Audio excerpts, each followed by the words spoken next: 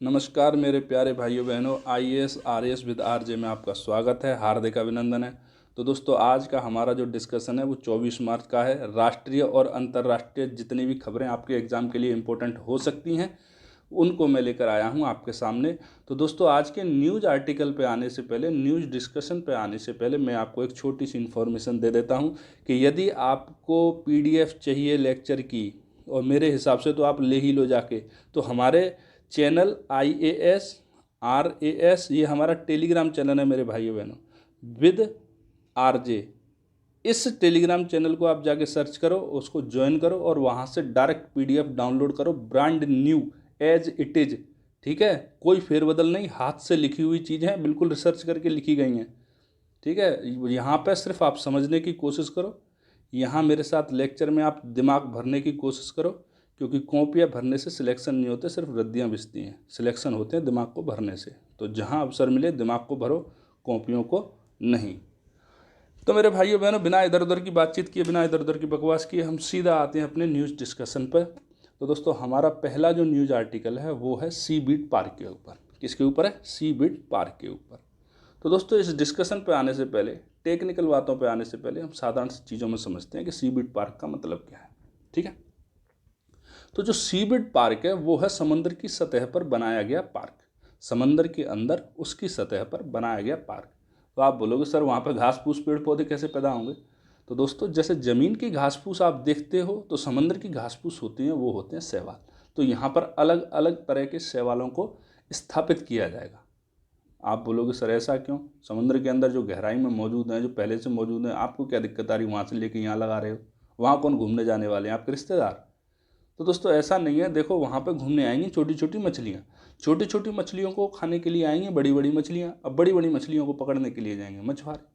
ठीक है, देखो, सारे मछुआरे ऐसे नहीं हैं जो समंदर के अंदर जाके वहाँ से बड़ी बड़ी मछलियों को पकड़ सकें।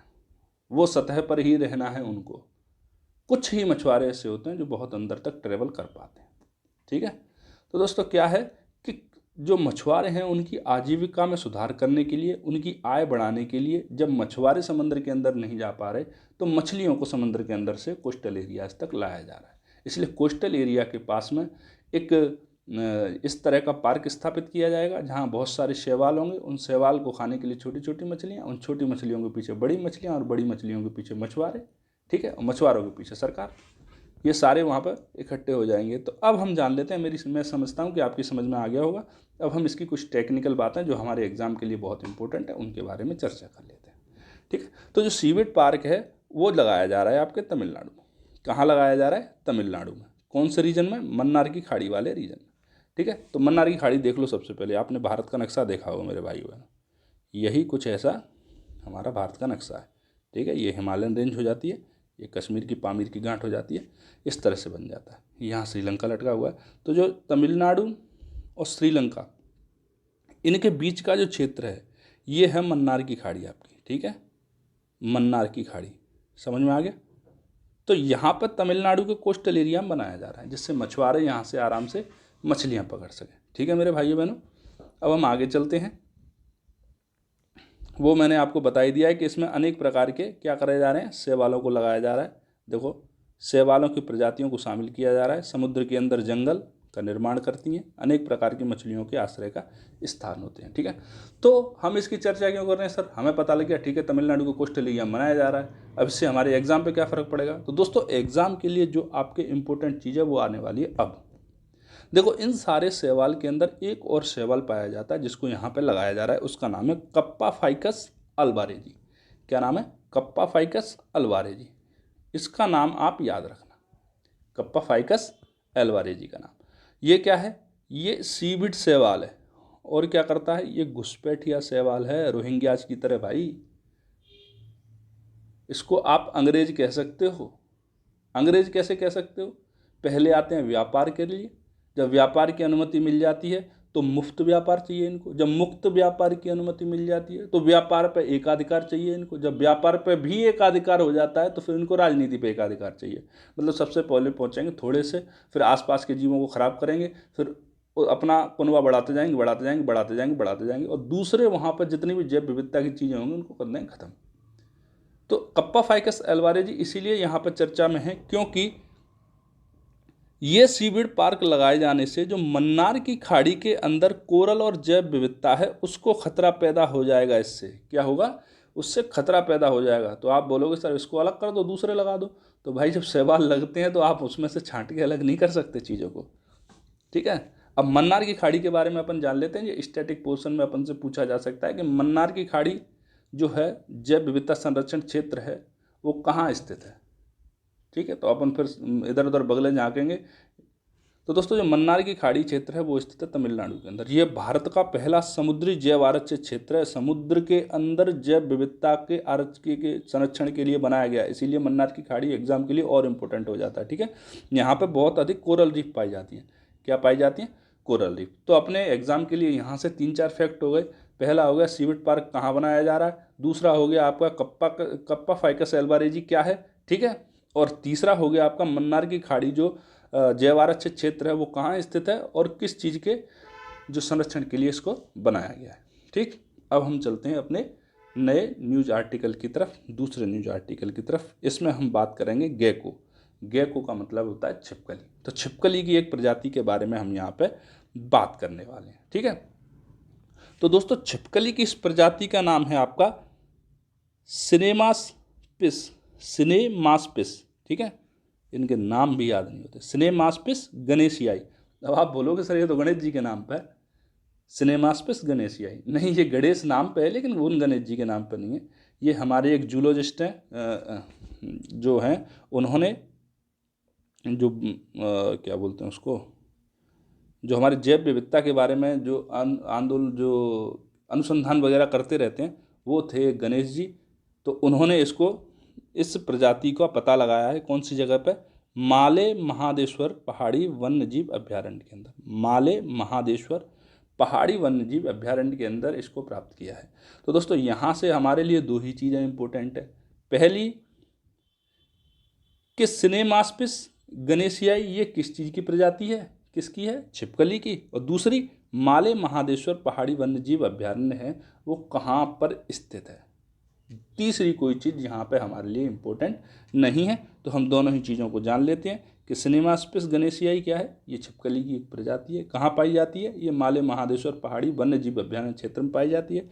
माले महादेश्वर पहाड़ी वन्यजीव अभ्यारण्य क्षेत्र कहाँ पर स्थित है, तो ये कर्नाटक के अंदर स्थित है। कहाँ पर स्थित है, कर्नाटक के अंदर स्थित है। और यूपीएससी के अंदर एक और ट्रेंड चल गया है, और यूपीपीसीएस एमपीपीसीएस के अंदर इस तरह के प्रश्न पूछे भी जा चुके हैं। तो आरएएस के अंदर पूछने में कोई हर्ज नहीं है कि जैसे एक आपका कोई दे दिया आपका ये अभ्यारण्य क्षेत्र और इसके आसपास के क्षेत्रों से पूछ लिया कि ये किस किस दूसरे वन्यजीव अभ्यारण्य से या फिर जैव आरक्षित क्षेत्र जो आप बायोस्फीयर रिजर्व बोलते हो उससे संरक्षित क्षेत्र है, तो हम उसको भी जान लेते हैं। तो ये बीआरटी टाइगर रिजर्व। अब आप बोलोगे सर बीआरटी क्या है, तो भैया ये वहाँ पर एक टेम्पल है उसका नाम है बीआरटी, और ये बीआरटी के नाम से ही फेमस है, ठीक है। आपको इसकी फुल फॉर्म याद करने की ना तो ज़रूरत है ना पूछेंगे आपसे, जहाँ भी लिखा होगा वहाँ बीआरटी टाइगर रिजर्व ही लिखा होगा, ठीक है। दूसरा है सत्यमंगलम टाइगर रिजर्व और तीसरा है कावेरी वन्यजीव अभ्यारण्य, इससे ये घिरा हुआ है। तो दोस्तों आप कमेंट सेक्शन में जाके बताएं कि ये बीआरटी, सत्यमंगलम और कावेरी वन्यजीव अभ्यारण्य कौन कौन सी जगह स्थित हैं, ठीक है, कौन कौन से राज्य में स्थित हैं। क्या सारे के सारे तमिलनाडु में ही है, इससे बाहर भी कोई है, सॉरी सारे के सारे कर्नाटक के अंदर ही हैं या इससे बाहर भी कोई है, ठीक है दोस्तों। अब हम आगे चलते हैं।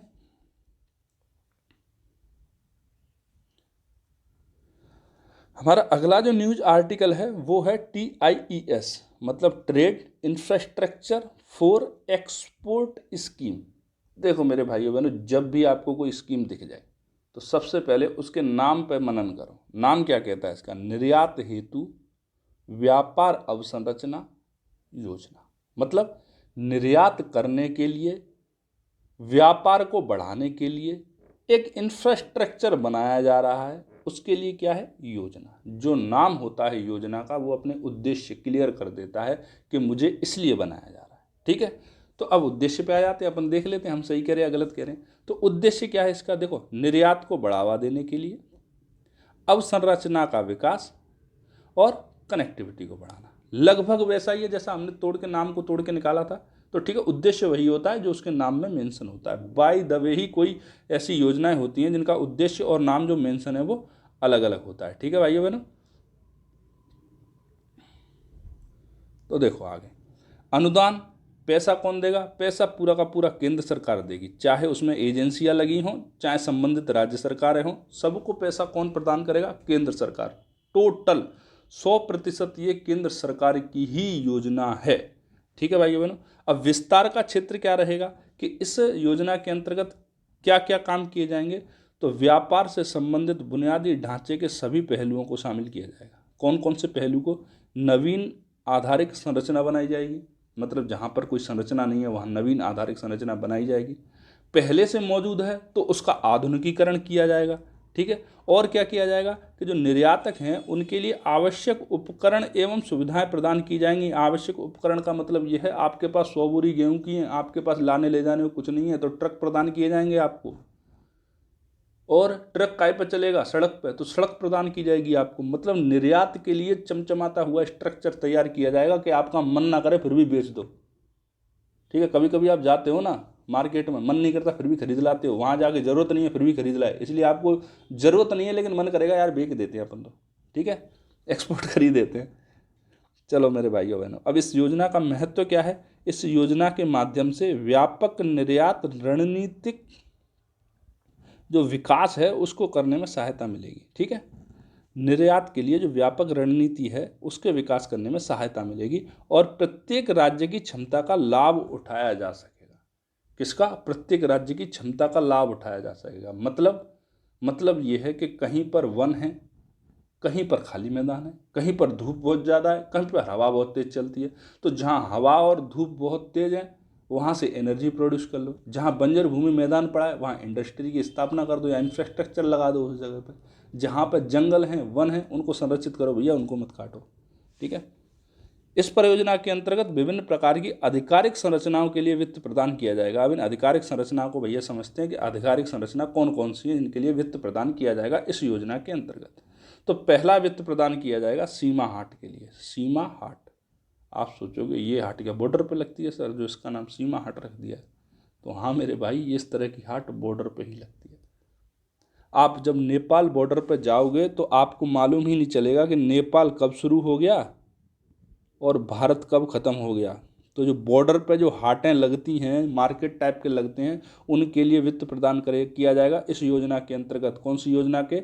निर्यात हेतु व्यापार अवसंरचना योजना के अंतर्गत। ठीक है, और किस चीज़ के लिए वित्त प्रदान किया जाएगा?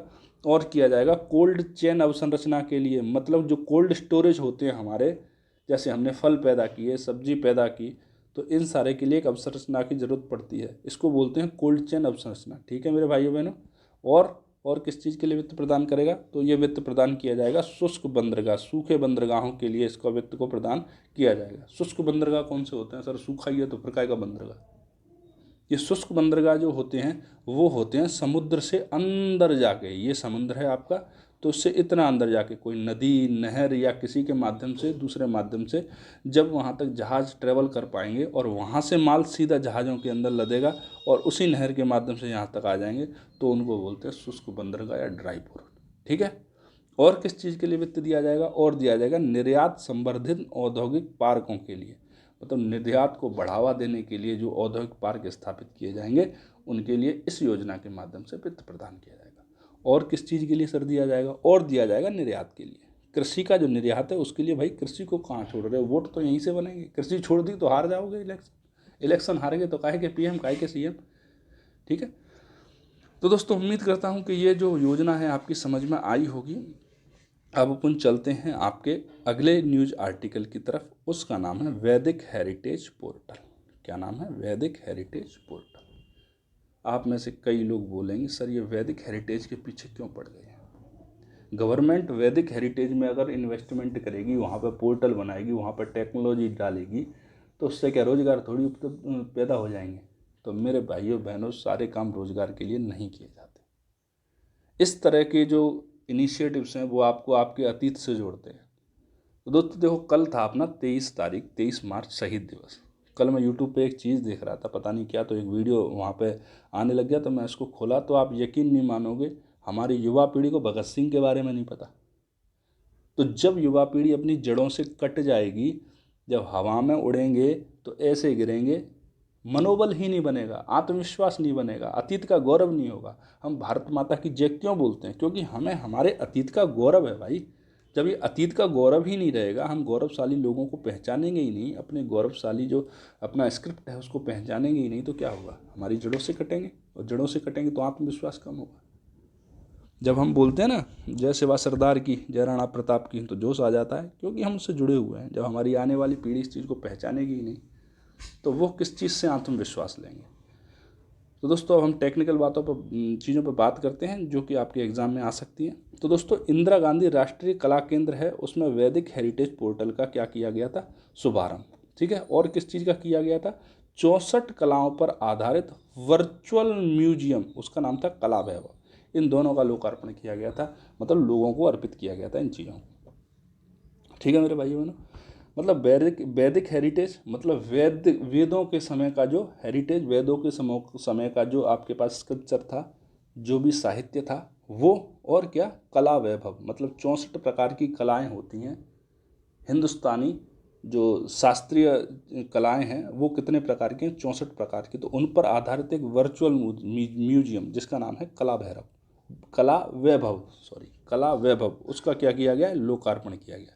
ठीक है मेरे भाइयों बहनों, अब आगे चलते हैं। तो इस पोर्टल में चारों वेदों, ऋग्वेद, यजुर्वेद, सामवेद और अथर्ववेद की प्रचलित शाखाओं, मतलब वेदों के उपवेद और उनके क्या, उनके जो उपनिषद वगैरह हैं उनके ऊपर, ठीक है, क्या किया है? 18,000 से अधिक मंत्रों की ऑडियो विजुअल रिकॉर्डिंग संकलित की गई है। यहाँ पर 2 भाषाओं में किया गया है, कौन कौन सी? हिंदी और इंग्लिश में। और क्या इस पोर्टल का उद्देश्य क्या है? उद्देश्य देखो आप, प्राचीन ग्रंथों एवं पांडुलिपियों के ज्ञान को भविष्य के लिए सुरक्षित करना। ये भविष्य के लिए बहुत जरूरी है, क्योंकि जब तक युवा पीढ़ी नहीं जुड़ेगी अपने अतीत के गौरव से, तब तक भविष्य उज्जवल हो ही नहीं सकता। ठीक है, विश्व पटल पर प्राचीन भारत के गौरव को स्थापित करना। जो बोल देते हैं ना कि हम लोग जंगली थे, हम लोगों के हाथ में सांप की बीन दिखाई देती थी जिन लोगों को, उनको बताना कि जब तुम्हारे दादे परदादे गुफाओं में कच्चा मांस खा रहे थे, उस समय पर हमारे पूर्वज इस तरह के जो रिच साहित्य होता है उसकी स्थापना कर रहे थे। जिस समय पर तुमको भाषा का ज्ञान नहीं था, उस समय भाषा के साथ साथ लेखन का भी ज्ञान था। उस समय पे हमारी भाषा का जो स्तर था वो सबसे ऊपर था, जिस भाषा के स्तर पर आपकी भाषा आज तक नहीं पहुंच पाई। ठीक है मेरे भाइयों बहनों, तो अब हम चलते हैं अगले न्यूज आर्टिकल की तरफ। तो अगला न्यूज आर्टिकल है हमारा चेरी ब्लॉसम फेस्टिवल से रिलेटेड। तो आप बोलोगे सर चेरी ब्लॉसम फेस्टिवल ये कहाँ है? हमारे यहाँ तो अभी चेटी चंड मनाया गया है। तो दोस्तों चेरी ब्लॉसम फेस्टिवल जो है उसका आयोजन किया जा रहा है आपके अमेरिका और ब्रिटेन में। क्यों किया जा रहा है भाई? जैसे ही वहाँ पर बसंत आता है, चेरियों पर फल फूल फूटते लगते हैं, तो वहाँ पर इस तरह का त्यौहार मनाया जाता है। मतलब एक बात बोले तो वो वसंत का स्वागत करते हैं इस तरह से, चेरी ब्लॉसम फेस्टिवल मना के। तो बोले सर ठीक है, अमेरिका मना रहा है, इंग्लैंड मना रहा है, ऐसे तो जाने कौन कौन सा देश क्या क्या मना रहा है, इससे हमको क्या मतलब है? तो हमको अमेरिका और इंग्लैंड से मतलब नहीं है, लेकिन हमें चेरी ब्लॉसम फेस्टिवल से मतलब है। क्योंकि भारत के अंदर भी चेरी ब्लॉसम फेस्टिवल सेलिब्रेट किया जाता है, लेकिन अलग टाइम पर किया जाता है। ठीक है, इसको हम देख लेते हैं कहाँ किया जाता है, कब किया जाता है। ठीक है, ये किया जाता है हमारे नॉर्थ ईस्ट के अंदर। विशेषतः कहाँ किया जाता है? शिलोंग के अंदर। शिलोंग क्या है? ये है आपके मेघालय की राजधानी। तो मतलब मेघालय जो राज्य है वो केंद्र में रहता है इस फेस्टिवल को मनाने के में। ठीक है, मेघालय में इसको प्रकृति के उत्सव के रूप में मनाया जाता है। किसके उत्सव के रूप में? ये प्रकृति का उत्सव है। ठीक, कब मनाया जाता है? तो ये त्यौहार अक्टूबर के अंतिम सप्ताह में या फिर नवंबर के प्रथम सप्ताह में, अक्टूबर के अंतिम में या फिर नवंबर के प्रथम सप्ताह के अंदर मनाया जाता है। और इसका आयोजन कौन करता है? तो इसका आयोजन करता है जैव संसाधन और सतत विकास संस्थान। ये भारत सरकार के अंदर एक संस्थान है। ठीक है, कौन सा? जैव संसाधन और सतत विकास संस्थान। ये इसका आयोजन करवाता है। कहाँ? मेघालय के अंदर, स्पेशली कहाँ? शिलोंग के अंदर। वैसे तो पूरे नॉर्थ ईस्ट में इसको सेलिब्रेट किया जाता है। ठीक है, अब हम चलते हैं अगले न्यूज आर्टिकल की तरफ। ठीक, ये ज़्यादा इंपॉर्टेंट नहीं है आपके लिए, लेकिन फिर भी डिस्कशन कर लेते हैं, बार बार कई बार डिस्कशन हो चुका है। तो फिर से क्या किया गया है, अब नामीबिया से 2 चीते मंगाए गए हैं, नर चीते मंगाए गए हैं 2 नामीबिया से, क्या, फ्रेडी और एल्टन। ठीक है, इनको कहाँ छोड़ा गया है, वही कूनो राष्ट्रीय उद्यान में। कहाँ छोड़ा है, कूनो में। कूनो नेशनल पार्क कहाँ है, मध्य प्रदेश के अंदर। तो आपके लिए जो इम्पोर्टेंट चीज़ है वो ये है, कूनो नेशनल पार्क के बारे में क्या है। वैसे तो बार बार जितनी बार आएगा उतनी बार अपन इसकी चर्चा करेंगे, अच्छा है, अपने दिमाग में और अच्छे से बैठ जाएगा। तो कूनो नेशनल पार्क कहाँ स्थित है, मध्य प्रदेश के अंदर। इसकी स्थापना कब हुई थी, इसकी हुई थी 1981 में, वन्य जीव अभ्यारण्य के रूप में हुई थी। ठीक है, और 2018 में क्या किया, इस नेशनल पार्क का दर्जा दे दिया गया। 2018 में आके इसको नेशनल पार्क का दर्जा दे दिया गया।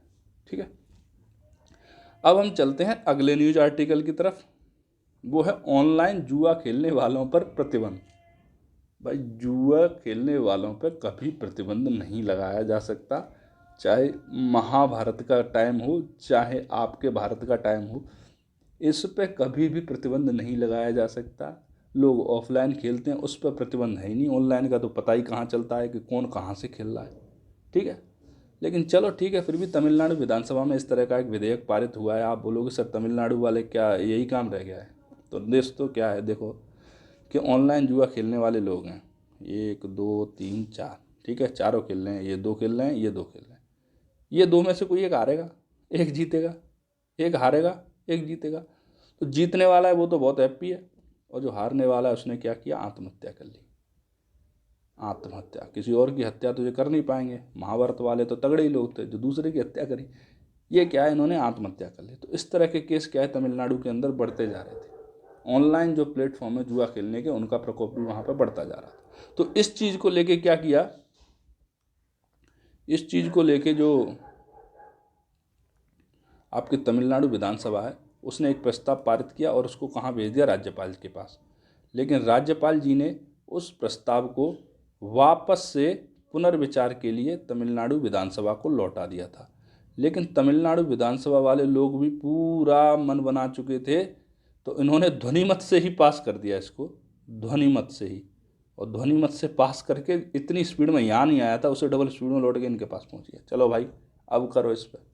ठीक है, तो अब इसको लौटा के राज्यपाल जी के पास पहुंचा दिया गया है। अब देखते हैं इसमें के अंदर क्या क्या प्रोविज़न किए गए हैं, क्या क्या आगे की कहानी हो सकती है, वो जैसे जैसे न्यूज़ आती जाएगी मैं आपको बताता जाऊंगा। ठीक है मेरे भाइयों बहनों, तो आज का डिस्कशन हमारा यहीं पर समाप्त होता है। उम्मीद करता हूं कि आपकी समझ में अच्छे से आया होगा और आपके विजन में क्लियरिटी आई होगी। तो दोस्तों, अब हम मिलते हैं आपसे कल नए न्यूज़ डिस्कशन के साथ में, नए तारीख को, नए डॉक्यूमेंट के साथ में। तब तक के लिए जय हिंद, जय भारत।